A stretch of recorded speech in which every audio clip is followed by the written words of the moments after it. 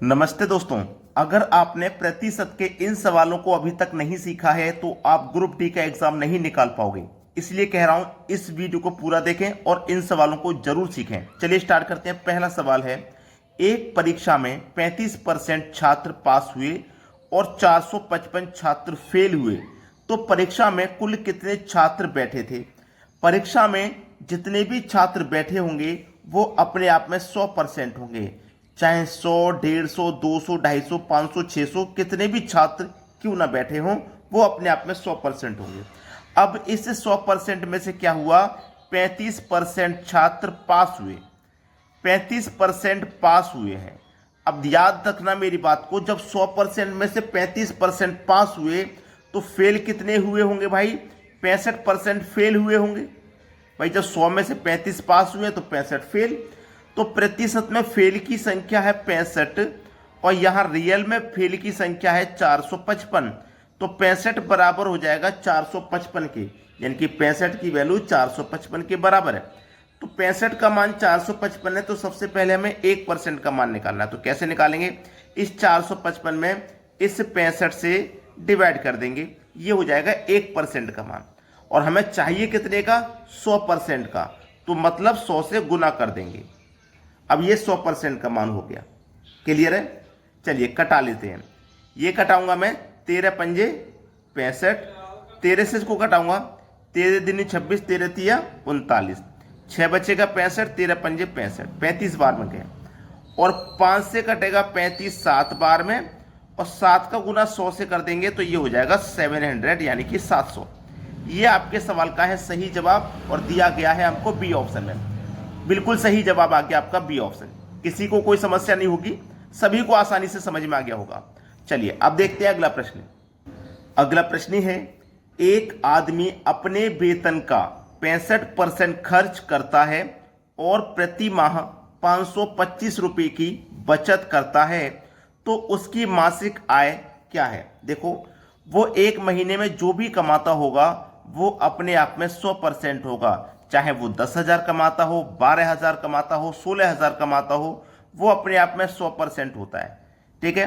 अब इस 100% में से उसने क्या काम किया, 65% कर दिया खर्च, 65% खर्च कर दिया। अब देखो 100% किसी व्यक्ति ने कमाया, 65% खर्च हो गया, तो बचा कितना, बचा 35%, है ना। तो हमारे पास यहाँ पे कितना रुपया बचा है, परसेंट में 35%, और रुपए में कितना बचा है 525, तो 65% की वैल्यू हो जाएगी 525। ठीक है। और 1% की वैल्यू क्या हो जाएगी, 525 में 35 से भाग कर देंगे, ये 1% की वैल्यू। और हमको क्या चाहिए, उसकी आय, मतलब 100% का मान। तो क्या करेंगे, 100% का मान निकालने के लिए 100 से गुना कर देंगे। ये तो 1 का मान है, 100 का निकालना है तो 100 से गुना कर दीजिए। ठीक है। कटा लेंगे अब इसको, 7 पंजे 35, इसको कटाइए, 7 सत्ते 49, 3 बचेगा 35, 7 पंजे 35, और फिर 5 से कटाइए 75 को, तो ये 15 बार में कटेगा, और 15 का गुना 100 से कर दो तो ये हो जाएगा 1500। ये आपके इस सवाल का है बिल्कुल सही जवाब, 1500। बी ऑप्शन बिल्कुल सही जवाब है और सभी को उम्मीद करता हूं समझ में भी आ गया होगा। अब देखेंगे अगला प्रश्न। अगला सवाल है, मनोज को परीक्षा में उत्तीर्ण होने के लिए 36% अंक प्राप्त करने थे, उसने 24% अंक प्राप्त किए और वह 9 अंक से फेल हुआ। पेपर का पूर्णांक क्या था। देखो, एक तरफ लिखिए पास, दूसरी तरफ भी लिखिए पास। ऐसा सवाल आएगा तो आपको दोनों तरफ पास लिखना है। ठीक है। तो देखिए, उत्तीर्ण का मतलब है पास होने के लिए, उत्तीर्ण होने के मतलब है पास होने के लिए 36% अंक चाहिए थे।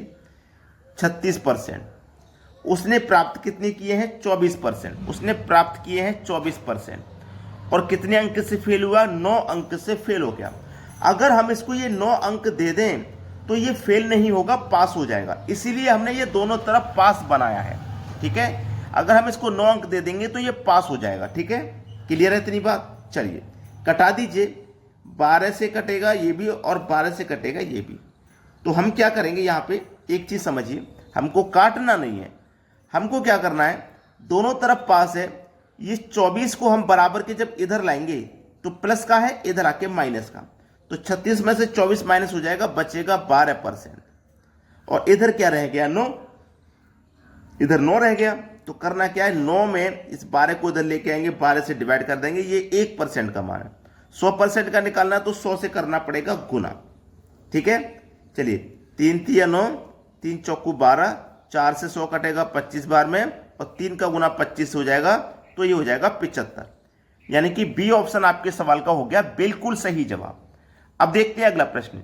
अगला प्रश्न है, एक टोकरी में 400 अंडे, इसमें 8 दर्जन सड़ गए, तो टोकरी में सही अंडों का प्रतिशत बताइए।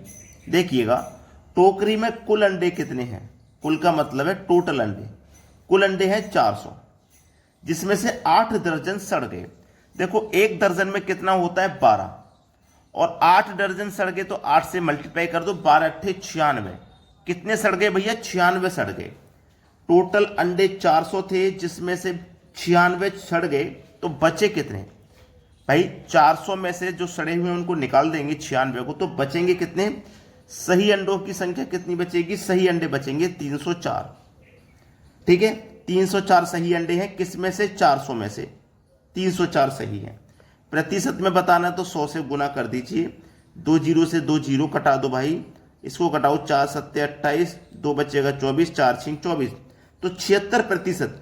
सही अंडों का प्रतिशत कितना है? 76% है। यानी कि सी ऑप्शन हमारे सवाल का बिल्कुल सही आंसर आ जाएगा। अब देखेंगे अगला सवाल। अगला सवाल है, और ये बहुत इंपॉर्टेंट सवाल है। 40% लोग चाय पीते हैं, 50% कॉफी तथा 10% चाय और कॉफी दोनों पीते हैं। कितने प्रतिशत लोग ना तो चाय पीते हैं और ना ही कॉफी? ये बताना। देखना, इसको समझेंगे कैसे। आपने एक सर्कल बनाया, ठीक है, आपने दूसरा सर्कल बनाया, तो दूसरा सर्कल ऐसे बनाएंगे, पहले वाले से टच, जिससे मैंने ये बनाया टच। अब उसने क्या बोला है कि 40% लोग चाय पीते हैं, तो ये चाय वाला बना लीजिए आप, जिसमें 40% लोग चाय पी रहे हैं। ये कॉफी वाला बना लीजिए आप, जिसमें 50% लोग कॉफी पी रहे हैं। ठीक है, और 10% चाय और कॉफी दोनों पीते हैं, तो 10% यहां बीच में आ जाएगा, जो चाय भी पी रहे हैं, चाय में भी शामिल है, और कॉफी पी रहे हैं, कॉफी में भी शामिल है। ठीक है, तो मैं यहां पे एक चीज क्लियर कर देता हूं कि इस 40% में से 10% ऐसे भी हैं जो कॉफी में भी जाते हैं, यानी कि कॉफी भी पी लेते हैं इस 40 में से, है ना। तो केवल चाय पीने वाले हैं 30%, केवल चाय पीने वाले। इस 50% में से 10% ऐसे हैं जो चाय भी पी लेते हैं। देखो, चाय में शामिल है ना, चाय भी पी लेते हैं 50 में से। केवल कॉफी पीने वाले हुए 40%, केवल कॉफी पीने वाले, और 10% हैं जो दोनों पी लेते हैं, चाय और कॉफी। टोटल संख्या कितनी होगी? 30 और 40 70 और 10 80%। ठीक है, जो भी संख्या रही होगी वो अपने आप में 100% होती है। 100% में से 80% ऐसे हैं जो चाय पीते हैं, कॉफी पीते हैं, या दोनों पीते हैं। तो 100 में से 80% ऐसे, तो कुछ ना पीने वाले कितने बचे? 20%, कुछ नहीं पीने वाले। ठीक है, सी ऑप्शन हो जाएगा सवाल का बिल्कुल सही जवाब। चलिए अब देखते हैं अगला प्रश्न। अगला प्रश्न है, राम अपने वेतन के 14% की बचत करता है, जबकि श्याम 22% की बचत करता है। दोनों समान वेतन पाते हैं, दोनों को वेतन तो समान मिलता है, लेकिन बचत दोनों अलग अलग कर रहे हैं। ठीक है, दोनों समान वेतन पाते हैं और श्याम 1540 रुपए की बचत करता है, तो राम की बचत कितनी है? देखो, श्याम कितनी बचत कर रहा है? 22% की। श्याम बचत कर रहा है भाई 22% की, और रुपए में कितने की बचत कर रहा है श्याम? 1540 की। तो 22% की वैल्यू 1540 है। तो 1540 में अगर हम 22 का डिवाइड कर देंगे तो 1% का मान निकलेगा, और 100% का निकालना तो 100 से गुना कर देंगे। ठीक है, ये बात आपको पता है। अब इसको कटा लीजिए, 11 से कटाओ, 11 कम 11, 4 बच्चे का 44, 11 चौके 44, 1 ये 0, 11 से कटेगा ये 2 बार में। क्लियर। अब 2 से कटाइए, 2 से कटाऊंगा 140 को तो 70 बार में कटेगा। अब 70 का गुना मैं 100 से कर दूंगा तो ये हो जाएगा 7000। तो ये हमने क्या कर लिया? 100% का मान निकाल लिया। 100% का मतलब है उसको कितना कमाता है? वो 7000 कमाता है, जिसमें से वो 1540 रुपये बचा रहा है।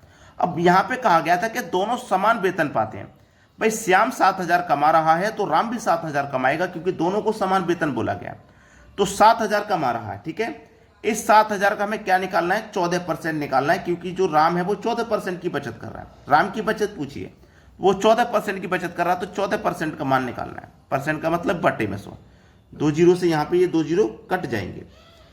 ठीक है, 14 का गुना 7 से कर दो, 14 सत्ते 98 और 1 जीरो, मतलब 980। 980 मिलेगा बी ऑप्शन में। ये बिल्कुल सही जवाब है।